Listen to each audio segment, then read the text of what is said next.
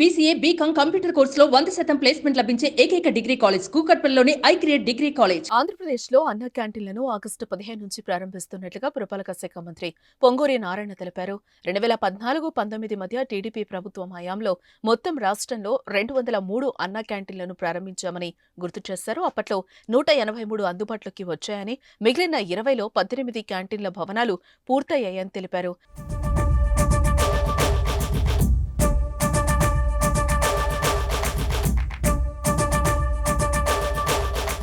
మరో 2 భవనాల నిర్మాణం ప్రాథమిక దశలో ఉందని, 2019 ఎన్నికల్లో వైసీపీ ప్రభుత్వం అధికారంలోకి రావడంతో క్యాంటీన్లు మూతపడ్డాయన్నారు. టీడీపీ హయాంలో నిర్మించిన ఆ భవనాలను వార్డు సచివాలయాలు, గోదాములుగా మార్చేశారని గుర్తు చేశారు. అన్నా క్యాంటీన్లలోని ఫర్నిచర్లను మూలన పడేశారని, అన్నింటికీ మరమ్మతులు పూర్తి చేసి ఆగస్టు 10 నాటికి సిద్ధం చేయాలని అధికారులకు సూచించామని నారాయణ అన్నారు. రాష్ట్రంలో పేదలకు 5 రూపాయలకే భోజనం అందిస్తారని, అన్ని చోట్ల క్యాంటీన్లు ఒకేలా ఒకే భోజన మెనూతో ఉండేలా చర్యలు తీసుకుంటున్నామని తెలిపారు.